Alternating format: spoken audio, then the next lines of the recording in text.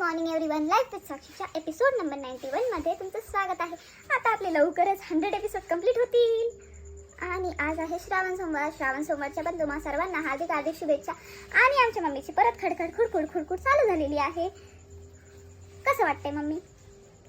आज हे मम्मी को उपवास, पप्पा को उपवास आणि काका शेटला नाही आहे, पण तरी पण त्याला साबुदाणा खिचडी इतकी आवडते की त्याच्यासाठी पण दिवसभर उपवास.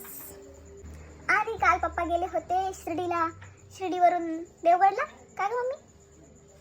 तर त्यांना घरी येता येता डायरेक्ट 12 वाजले होते. देवदर्शन. तर काल एवढ्या दिवसांनी नाही वर्षांनी पप्पा त्यांच्या जुन्या फ्रेंड्स बरोबर फिरायला गेले होते. कधी जायचे ते माहिती का? 20 वर्षापूर्वी जायचे. 20-25 त्यांच्या तरुणपणी. म्हणजे ते आता पण तरुणच आहे, बरोबर आहे. जुन्या मित्रांबरोबर वेळ घालवल्यानंतर एवढं भारी वाटतं ना, काय सांग. चला मग गाईज, आता सकाळी आपण देवपूजा करून घेऊ. मग तुळशीभोवती रांगोळी आणि दिवाबत्ती करून घेऊयात.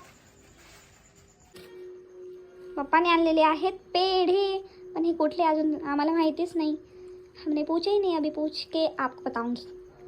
मम्मीचं आज एवढ्या लवकर आवरून झालंय का मम्मी आता काय करते?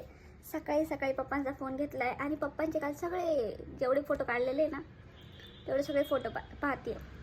कारण माझे पप्पा आहे फोटोजेनिक. त्यांचे आता वेगळे पोज बघतच राहायचं आहे ना मम्मी. एवढे भारी फोटोज आणि व्हिडिओज काढलेत ना त्यांनी की आपल्याला पण मागं टाकून देतील. कपॅ शेट झोपेतून उठलेला,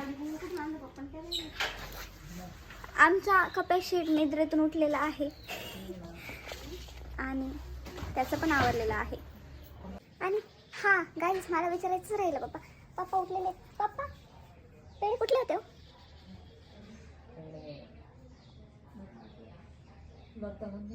कुठलं दत्त मंदिर?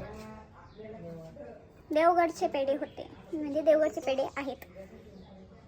ओके. तर गाईज, माझं आवरून झालेलं आहे आणि माझा टाईम पण झालेला आज. तर भेटूयात पुढच्या भागात. तोपर्यंत बाय बाय.